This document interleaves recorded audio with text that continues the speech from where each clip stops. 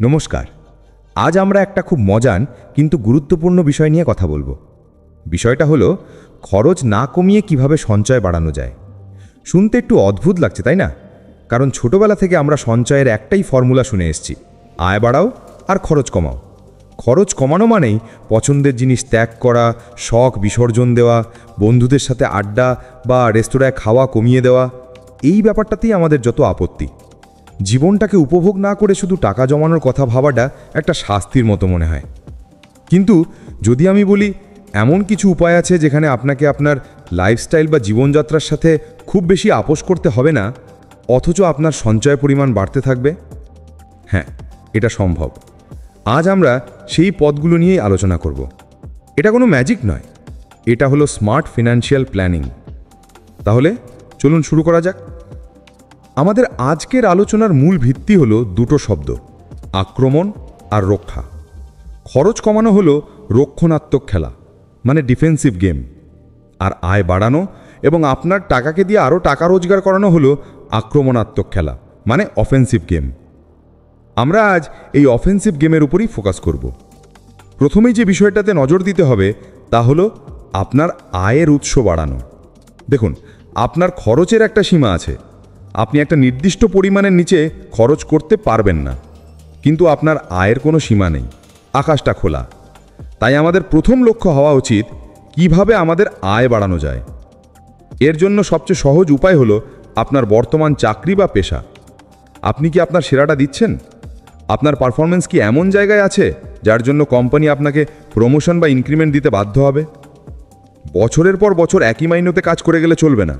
নিজের স্কিল বা দক্ষতা বাড়ান, নতুন কিছু শিখুন যা আপনার কাজের ক্ষেত্রে প্রয়োজন।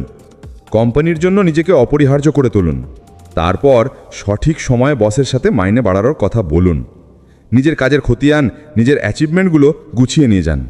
মনে রাখবেন, আপনি চাইলেই কিন্তু পাবেন, না চাইলে কেউ আপনাকে সাধ করে মাইনে বাড়িয়ে দেবে না। এবার আসি দ্বিতীয় ধাপে। ধরা যাক আপনার চাকরিতে মাইনে বাড়ানোর সুযোগ খুব সীমিত বা এই মুহূর্তে সম্ভব নয়।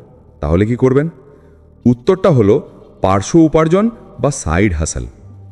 আপনার অবসর সময়টাকে কাজে লাগান। ভাবুন তো, আপনি কোন কাজটা করতে ভালোবাসেন, কোন বিষয়ে আপনার জ্ঞান বা দক্ষতা অন্যদের থেকে বেশি। আপনি যদি ভালো লিখতে পারেন তাহলে ফ্রিল্যান্স লেখালেখি শুরু করতে পারেন। বিভিন্ন ওয়েবসাইট বা কোম্পানির জন্য ব্লগ পোস্ট, কন্টেন্ট বা কপিরাইটিংয়ের কাজ করতে পারেন। আপনি যদি ভালো ছবি আঁকতে পারেন বা গ্রাফিক ডিজাইনিং জানেন তাহলে অনলাইনে আপনার ডিজাইন বিক্রি করতে পারেন। ফ্রিল্যান্সিং ওয়েবসাইটগুলোতে এই ধরনের কাজের প্রচুর সুযোগ রয়েছে। হয়তো আপনি কোনো বিষয়ে খুব পারদর্শী, যেমন অঙ্ক, বিজ্ঞান বা গিটার বাজানো। তাহলে আপনি অনলাইন বা অফলাইনে টিউশন শুরু করতে পারেন। আপনার জ্ঞানকে ব্যবহার করে আপনি সহজেই অতিরিক্ত আয় করতে পারেন। আজকাল ইউটিউব একটা দারুণ প্ল্যাটফর্ম। আপনি যা জানেন তা নিয়ে ভিডিও বানিয়েও কিন্তু আয় করা সম্ভব। হয়তো আপনার রান্নার হাত খুব ভালো, একটা কুকিং চ্যানেল খুলতে পারেন। বা হয়তো আপনি ঘুরতে ভালোবাসেন, একটা ট্র্যাভেল ব্লগ শুরু করতে পারেন। প্রথম দিকে হয়তো আয় হবে না, কিন্তু ধৈর্য ধরে লেগে থাকলে একটা সময় পর এখান থেকে একটা ভালো প্যাসিভ ইনকাম তৈরি হতে পারে। এই পার্শ্ব উপার্জন আপনার মূল আয়ের উপর চাপ কমাবে। মাসের শেষে দেখবেন আপনার হাতে কিছু অতিরিক্ত টাকা আসছে, যা আপনি সরাসরি সঞ্চয়ে পাঠিয়ে দিতে পারেন। আর সবচেয়ে বড় কথা, এর জন্য আপনাকে আপনার প্রধান খরচে হাত দিতে হচ্ছে না। এবার চলুন আমাদের আলোচনার তৃতীয় এবং সবচেয়ে গুরুত্বপূর্ণ অংশে যাই। সেটা হলো আপনার টাকাকে দিয়েই টাকা রোজগার করানো, অর্থাৎ বিনিয়োগ বা ইনভেস্টমেন্ট। আমরা অনেকেই টাকা জমাই, কিন্তু সেই টাকাটা শুধু ব্যাংকের সেভিংস অ্যাকাউন্টে ফেলে রাখি। এটা একটা বড় ভুল। সেভিংস অ্যাকাউন্টে সুদের হার এতই কম যে মুদ্রাস্ফীতি বা ইনফ্লেশনের কারণে আপনার টাকার আসল মূল্য সময়ের সাথে সাথে কমতে থাকে। মানে আজ যে টাকায় আপনি 1 কেজি আপেল কিনছেন, 5 বছর পর সেই টাকায় হয়তো আধা কেজি আপেলও না পেতে পারেন। তাই শুধু টাকা জমানো নয়, টাকাকে বাড়াতে হবে। এর জন্য বিনিয়োগ করা আবশ্যক। এখন বিনিয়োগের কথা শুনলেই অনেকে ভয় পান। শেয়ার বাজার, মিউচুয়াল ফান্ড, এই শব্দগুলো শুনলেই মনে হয় এটা খুব ঝুঁকির ব্যাপার, আমার সব টাকা ডুবে যাবে। দেখুন, জ্ঞান ছাড়া যে কোনো কাজই ঝুঁকিপূর্ণ। কিন্তু আপনি যদি একটু পড়াশুনো করে বুঝে শুনে বিনিয়োগ করেন তাহলে দীর্ঘমেয়াদে আপনার লাভ হওয়ার সম্ভাবনাই বেশি। শুরু করার জন্য সবচেয়ে ভালো উপায় হলো সিস্টেমেটিক ইনভেস্টমেন্ট প্ল্যান বা এসআইপি। এখানে আপনি প্রতি মাসে একটা নির্দিষ্ট পরিমাণ টাকা, হতে পারে সেটা 500 বা 1000 টাকা, কোনো ভালো মিউচুয়াল ফান্ডে বিনিয়োগ করতে পারেন। এটা অনেকটা ব্যাংকের রেকারিং ডিপোজিটের মতোই, কিন্তু এখানে রিটার্ন পাওয়ার সম্ভাবনা অনেক বেশি। সময়ের সাথে সাথে চক্রবৃদ্ধি সুদের কারণে আপনার ছোট ছোট বিনিয়োগ একটা বিশাল অঙ্কের পরিণত হতে পারে। আইনস্টাইন এই চক্রবৃদ্ধি সুদকে বিশ্বের অষ্টম আশ্চর্য বলেছিলেন। আপনার কাজ হলো শুধু প্রতি মাসে নিয়ম করে টাকাটা দিয়ে যাওয়া, বাকি কাজটা সময় আর মার্কেট করে দেবে। বিনিয়োগের আরও অনেক পথ আছে, যেমন স্টক মার্কেট, বন্ড, সোনা বা রিয়েল এস্টেট। আপনার ঝুঁকি নেওয়ার ক্ষমতা এবং জ্ঞান অনুযায়ী আপনি আপনার পথ বেছে নিতে পারেন। কিন্তু শুরুটা করুন। আপনার জমানো টাকাটাকে সিন্ধুকে বা সেভিংস অ্যাকাউন্টে ঘুম পাড়িয়ে রাখবেন না, ওকে কাজে লাগান। এবার আছি চতুর্থ পয়েন্টে। এটা সরাসরি আয় বাড়ানো বা বিনিয়োগ নয়, কিন্তু এটা আপনার টাকা বাঁচানোর একটা স্মার্ট উপায়, খরচ না কমিয়েই। উপায়টা হলো অটোমেশন। পে ইয়োরসেলফ ফার্স্ট বা নিজেকে আগে পারিশ্রমিক দিন, এই নীতিটা মেনে চলুন। এর মানে কি?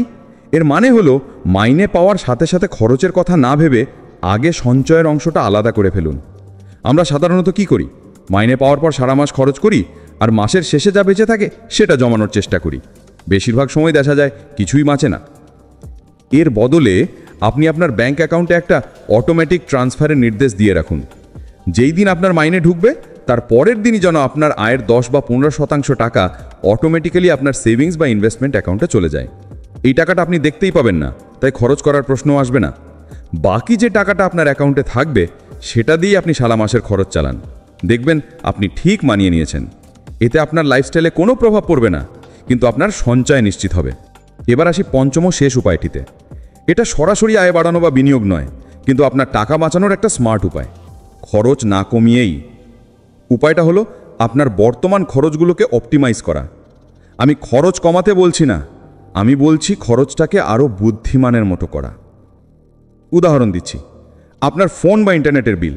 আপনি কি জানেন আপনি এখন যে প্ল্যানটা ব্যবহার করছেন তার থেকে ভালো এবং সস্তা প্ল্যান হয়তো বাজারে এসে গেছে? আমরা একবার একটা প্ল্যান নিলে সেটা আর পরিবর্তন করার কথা ভাবি না। মাসে একবার আপনার সার্ভিস প্রোভাইডারের সাথে কথা বলুন বা তাদের ওয়েবসাইট দেখুন।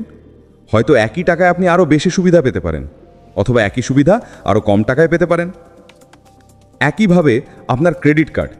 আপনি কি আপনার ক্রেডিট কার্ডের রিওয়ার্ড পয়েন্ট বা ক্যাশব্যাক সুবিধাগুলো ঠিকমতো ব্যবহার করেন? যদি আপনি কোনো কিছু কিনবেন বলে ঠিকই করে থাকেন, তাহলে এমনভাবে পেমেন্ট করুন যাতে আপনি সর্বোচ্চ ক্যাশব্যাক বা ডিসকাউন্ট পান। বিভিন্ন অ্যাপ বা ওয়েবসাইটে আজকাল প্রচুর অফার থাকে।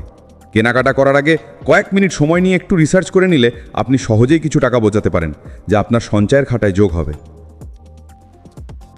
আপনার অপ্রয়োজনীয় সাবস্ক্রিপশনগুলো বাতিল করুন।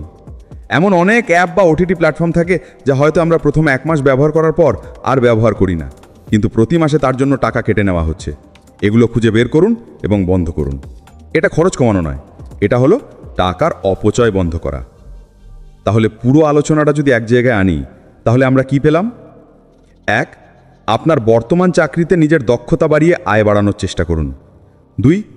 অবসর সময়কে কাজে লাগিয়ে একটা পার্শ্ব উপার্জনের রাস্তা তৈরি করুন। আপনার শখ বা দক্ষতাকে আয়ের উৎসে পরিণত করুন। 3. জমানো টাকাকে শুধু ফেলে না রেখে মিউচুয়াল ফান্ড বা অন্য কোনো মাধ্যমে বিনিয়োগ করুন, যাতে আপনার টাকা আপনার জন্য কাজ করতে পারে। 4. পে ইয়োরসেলফ ফার্স্ট বা নিজেকে আগে পারিশ্রমিক দিন, এই নীতিটা মেনে চলুন। মাইনে পাওয়ার সাথে সাথে সঞ্চয়ের অংশটা অটোমেটিক্যালি সরিয়ে ফেলুন। এবং 5. আপনার বর্তমান খরচগুলো, যেমন বিভিন্ন বিল বা সাবস্ক্রিপশন, পর্যালোচনা করুন এবং সেগুলোকে অপটিমাইজ করে টাকার অপচয় বন্ধ করুন। দেখুন, এই প্রত্যেকটা উপায় আপনাকে আপনার জীবনযাত্রার সাথে আপোষ না করেই সঞ্চয় বাড়াতে সাহায্য করবে। সঞ্চয় মানে কৃপণতা নয়, সঞ্চয় মানে হলো আপনার ভবিষ্যতের জন্য একটা আর্থিক সুরক্ষা তৈরি করা, আপনার স্বপ্নগুলো পূরণ করার জন্য নিজেকে প্রস্তুত করা। তাই খরচ কমানোর দিকে না ভুগে আয় বাড়ানোর আনন্দে মন দিন। আপনার টাকাকে স্মার্টলি ম্যানেজ করুন। দেখবেন বছর শেষে আপনার ব্যাংক ব্যালেন্স আপনাকে ধন্যবাদ জানাচ্ছে। আজ শুরু করুন। যে কোনো একটা পয়েন্ট বেছে নিন এবং তার উপর কাজ শুরু করুন। ছোট ছোট পদক্ষেপই একদিন আপনাকে আপনার আর্থিক লক্ষ্যে পৌঁছে দেবে। ধন্যবাদ।